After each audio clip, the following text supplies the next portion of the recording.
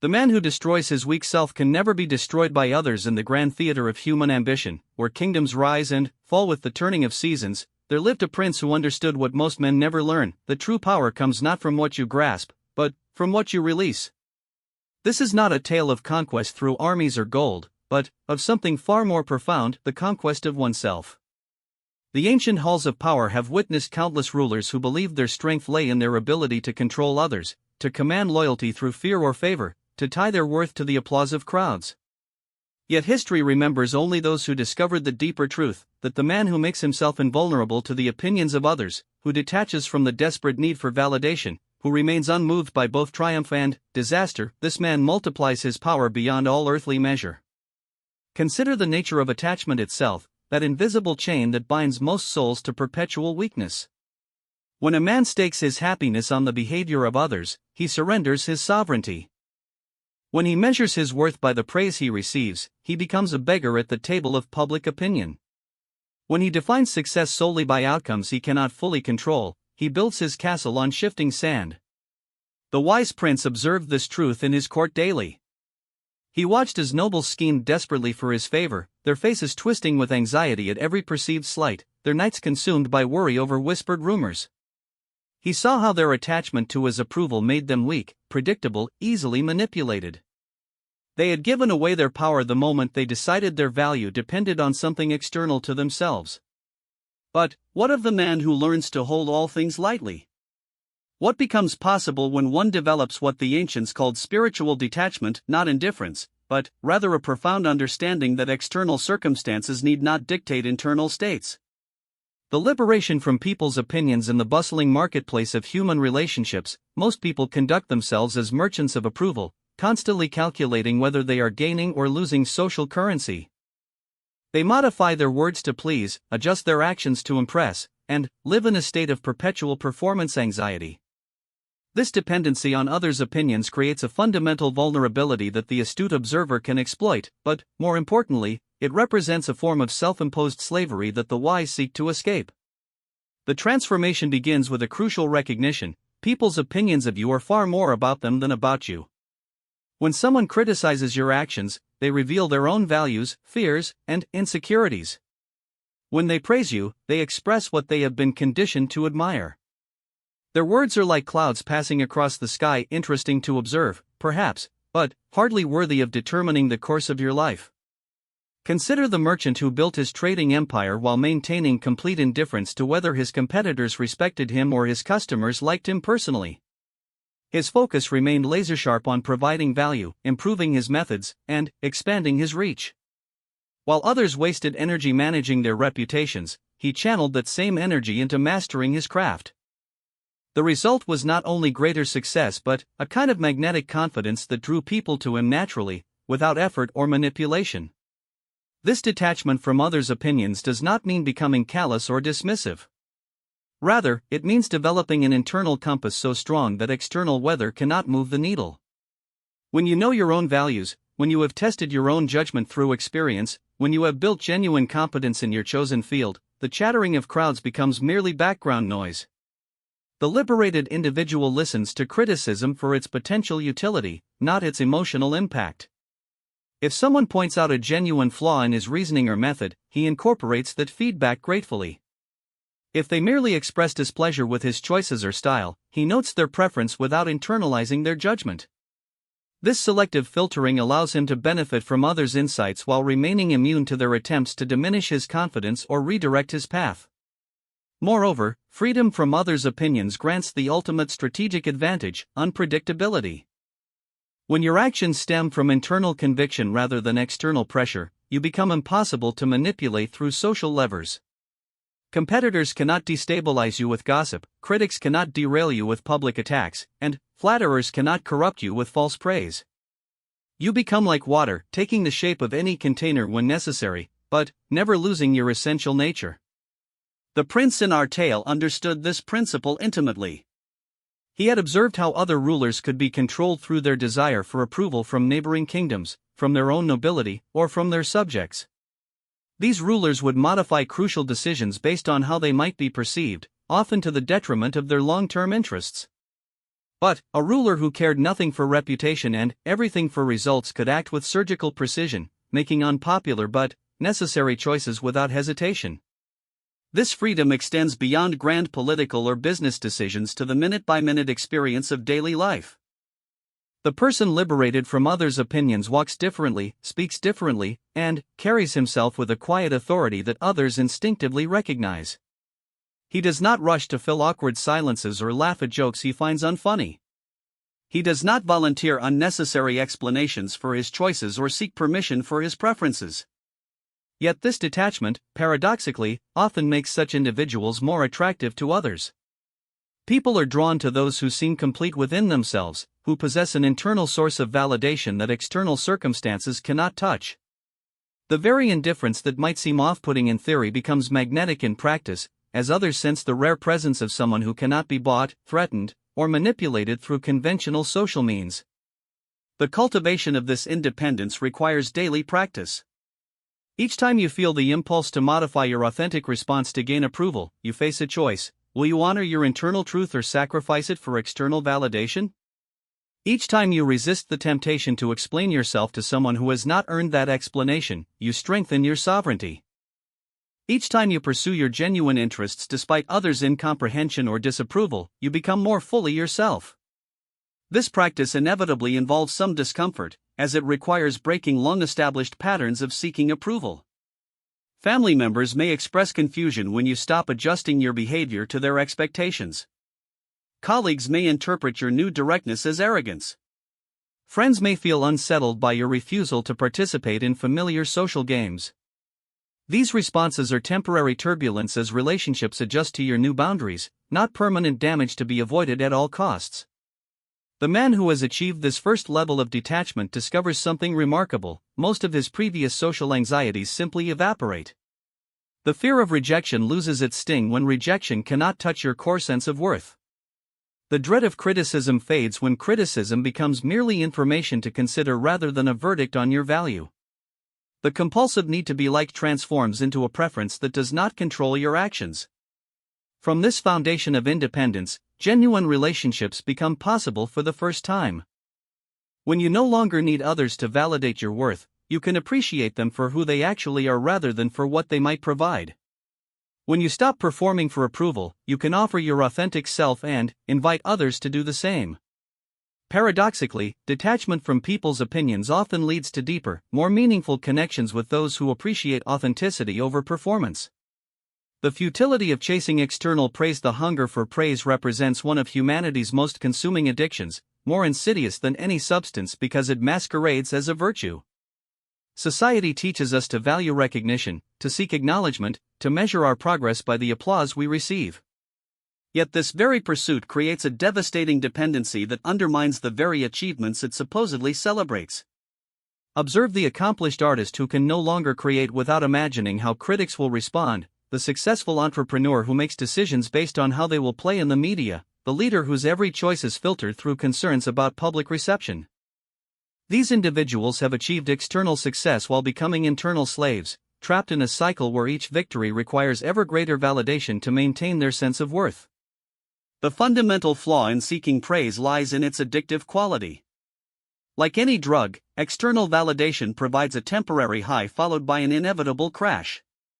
The applause fades, the reviews are forgotten, yesterday's champion becomes today's forgotten name. Meanwhile, the individual has built his identity on something as fleeting as morning mist, creating a psychological structure that requires constant reinforcement to avoid collapse. Consider the deeper implications of this dependency. When you need others to confirm your value, you grant them power over your emotional state and, by extension, your decision-making capacity. Your confidence rises and falls with their opinions. Your willingness to take risks diminishes when you fear negative judgment. Your creativity suffers as you begin to anticipate and cater to their preferences rather than exploring your own authentic vision. The wise understand that genuine achievement carries its own reward, independent of external recognition. The scientist who solves a complex problem experiences profound satisfaction in the moment of discovery, whether or not anyone else appreciates the significance of his breakthrough. The craftsman who perfects his technique feels deep fulfillment in the quality of his work, regardless of whether customers notice the subtle improvements. The leader who makes a decision aligned with his principles experiences inner peace, even when others criticize his choice. This internal source of validation proves infinitely more reliable than external praise because it depends entirely on factors within your control. You can always choose to improve your skills, deepen your understanding, or align more closely with your values. You cannot control whether others notice, appreciate, or acknowledge your efforts. Building your sense of worth on the controllable rather than the uncontrollable creates unshakable confidence that external circumstances cannot touch. The pursuit of praise also corrupts the purity of motivation that produces the highest quality work. When creation becomes performance, when excellence becomes posturing, when authentic expression becomes calculated manipulation, the work itself suffers. The artist begins painting what sells rather than what moves him. The writer crafts words to impress critics rather than to convey truth. The leader makes popular decisions rather than necessary ones. In our tale, the prince witnessed this corruption repeatedly among his courtiers. Those who desperately sought his praise inevitably produced inferior work because their attention was divided between the task itself and their anxious monitoring of his reactions. Their speeches became flowery but empty, their advice became what they thought he wanted to hear rather than what he needed to know, their reports became carefully edited versions of reality designed to maintain his favor. Conversely, those advisors who seemed indifferent to his approval often provided the most valuable counsel. They spoke truth without embellishment, presented problems without sugarcoating, and offered solutions based on merit rather than palatability. Their work possessed a clarity and directness that served the prince's actual interests rather than their own need for validation. The liberation from praise-seeking begins with recognizing the internal emptiness that this hunger attempts to fill. Most people chase external validation because they have never developed a robust sense of their own worth independent of others' opinions. They mistake the symptom for the cure, believing that enough praise will finally convince them of their value, when in reality no amount of external validation can substitute for genuine self-respect based on authentic achievement and aligned action. The alternative involves developing what might be called internal scorekeeping, a system of measurement that depends entirely on factors within your control. Instead of asking, "Did others appreciate my work?" you ask, "Did I give my best effort?" Instead of wondering, "Will this impress people?" you consider, "Does this align with my values and serve my long-term goals?" Instead of seeking external confirmation of your worth, you build that worth through daily actions that reinforce your own respect for yourself. This shift requires patience, as the internal scorekeeper takes time to develop reliable judgment. Initially, you may feel adrift without external validation to guide your assessment of progress and quality. This discomfort is temporary and necessary, like the awkwardness of learning to walk without crutches. Gradually, your internal compass becomes more sensitive and accurate than any external measurement could be. The person freed from the need for praise discovers remarkable creative freedom. Without the constraint of others' expectations, experimentation becomes possible. Without the fear of negative judgment, bold choices emerge. Without the addiction to applause, work can be pursued for its own intrinsic value rather than its reception. This liberation often leads to breakthrough achievements that never would have emerged under the pressure of seeking approval. Furthermore, when you stop chasing praise, you often begin receiving it naturally. People are drawn to authentic excellence pursued for its own sake. They sense the difference between someone performing for validation and someone expressing genuine mastery or passion. The very indifference to their approval that might seem counterproductive actually makes their approval more freely given. Yet even when praise comes, the liberated individual receives it differently. Compliments become pleasant acknowledgments rather than essential nutrients. Criticism becomes useful feedback rather than devastating verdicts. Both are noted, processed for any valuable information they might contain, and then released without attachment. The individual's sense of worth remains stable regardless of the external weather of opinions and reactions. This stability creates a profound strategic advantage in any competitive environment. While others waste energy managing perceptions and chasing validation, the independent operator focuses entirely on results and improvement. While competitors become paralyzed by fear of negative judgment or intoxicated by positive reviews, the detached individual maintains steady progress toward long-term objectives. While others zigzag based on changing opinions and fashions, the autonomous person follows a straight line toward excellence. The cultivation of praise independence requires deliberate practice and constant vigilance against old patterns. Each time you catch yourself modifying your actions to generate approval, you have an opportunity to choose differently. Each time you feel the familiar hunger for recognition, you can redirect that energy toward improving your actual performance. Each time you receive praise or criticism, you can practice receiving it with equanimity rather than inflation or deflation. Over time, this practice transforms not only your relationship with others' opinions but your entire approach to achievement. Work becomes meditation, improvement becomes its own reward, and excellence emerges naturally from the pursuit of mastery rather than the manipulation of perceptions. You discover that the praise you once chased so desperately becomes irrelevant compared to the profound satisfaction of knowing you have given your authentic best effort in service of meaningful goals. The illusion of controlling outcomes, the third pillar of detachment, reveals perhaps the most difficult truth for ambitious minds to accept, that outcomes, despite our most careful planning and intense effort, remain fundamentally beyond our complete control. The business venture may fail despite flawless execution due to market shifts no one could foresee. The relationship may end despite your best intentions because of factors in the other person's life that have nothing to do with you. The carefully planned project may collapse because of circumstances entirely outside your influence. Most people respond to this reality with either paralysis or desperate attempts at control. They either avoid taking action because they cannot guarantee results, or they exhaust themselves trying to manipulate every variable, manage every contingency, and force their desired outcomes into existence through sheer willpower. Both approaches lead to frustration, anxiety, and, ultimately, diminished effectiveness.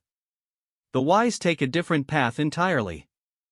They focus their energy completely on what they can control: their effort, their preparation, their decision-making process, their responses to changing circumstances, while maintaining complete detachment from specific results.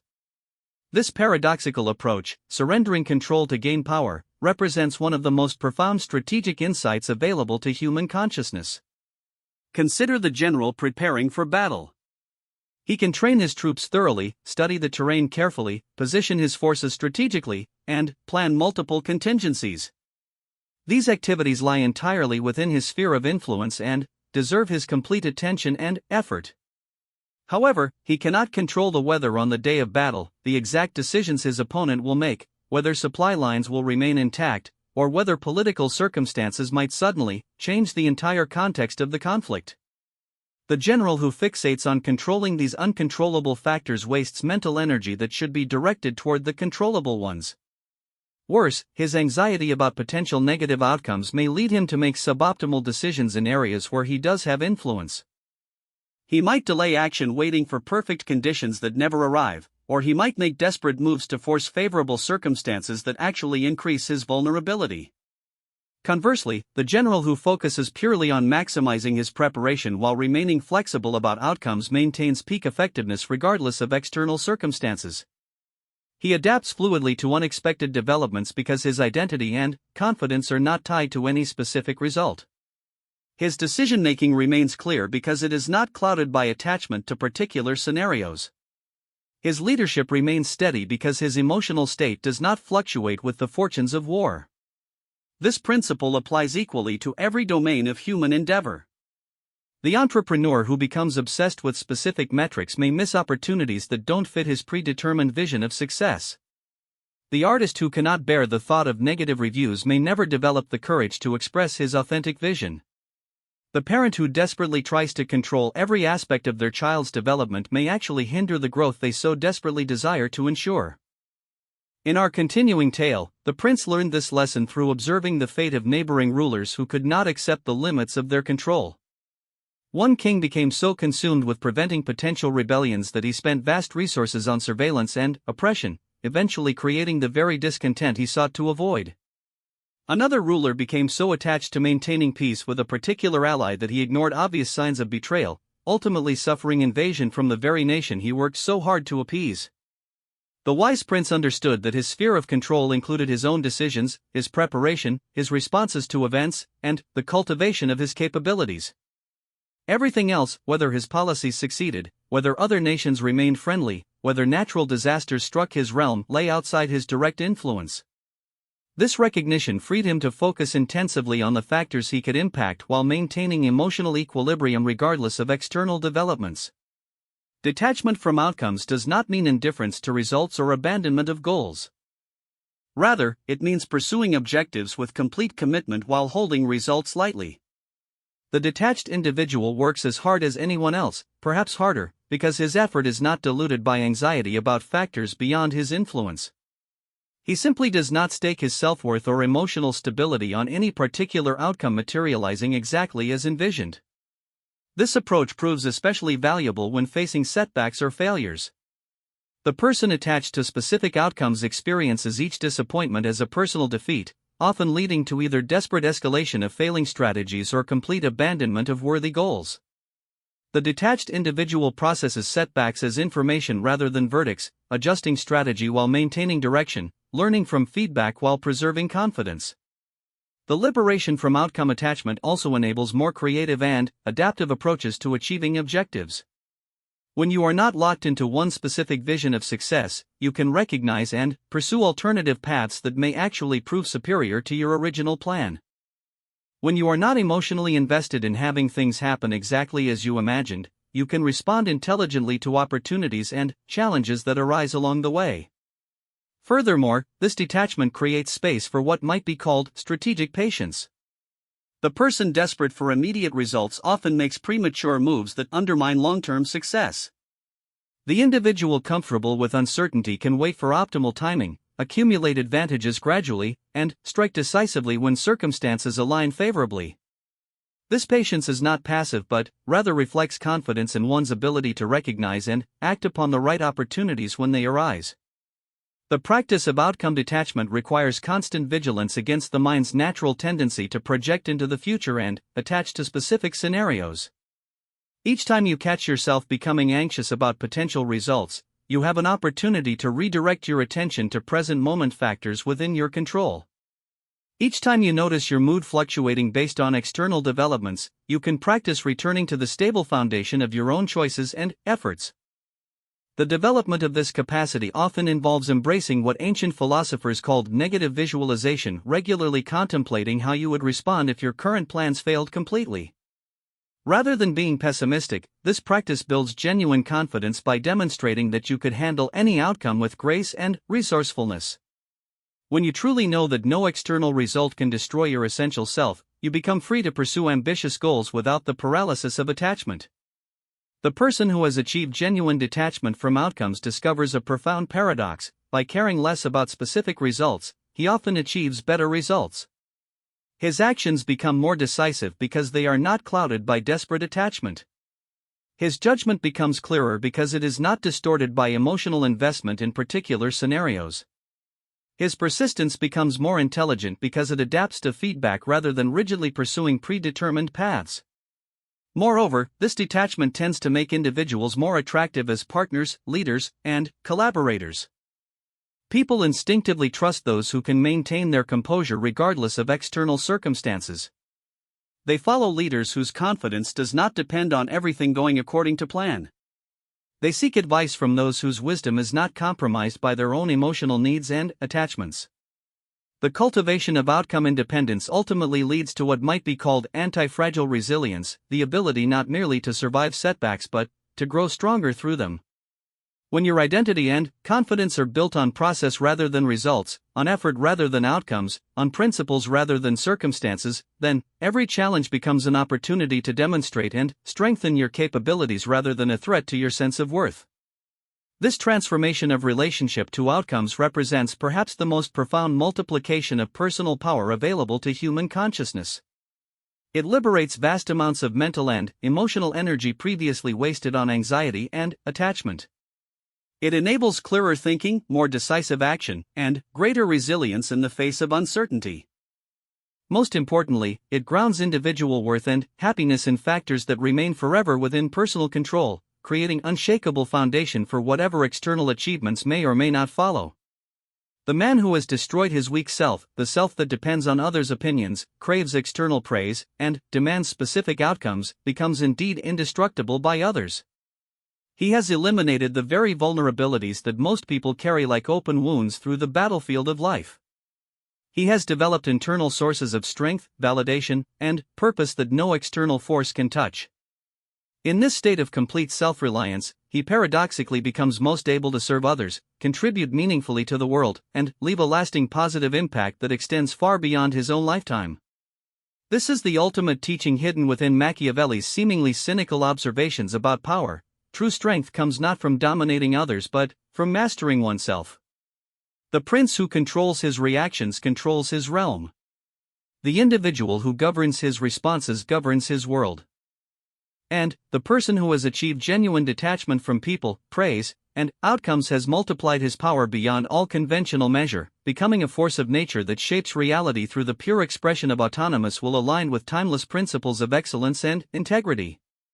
In the end, the greatest victory is not over external enemies but over the internal weaknesses that make us vulnerable to external manipulation. The greatest treasure is not wealth or status but the unshakable sense of worth that comes from knowing you have lived according to your highest understanding regardless of how others responded. The greatest power is not the ability to control others but the freedom that comes from being completely, authentically yourself in a world that constantly pressures you to be someone else. This is the path of the sovereign individual, the person who has transcended the common dependencies that keep most people weak, reactive, and ultimately unfulfilled. It is a path available to anyone willing to undertake the difficult work of destroying their weak self so that their strong self might emerge. It requires no special talents, extraordinary circumstances, or external permissions, only the courage to face yourself honestly and the persistence to rebuild your identity on unshakable foundations. The transformation is neither quick nor easy, but it is perhaps the most worthwhile endeavor available to human consciousness. For in achieving genuine independence from people, praise, and outcomes, you do not become isolated or indifferent. Rather, you become free to engage with life fully, authentically, and powerfully, contributing your unique gifts to the world not because you need validation but because you have something valuable to offer. This is the multiplication of power that comes not from accumulation but from liberation, the power that no external force can diminish because it arises from the indestructible core of who you truly are.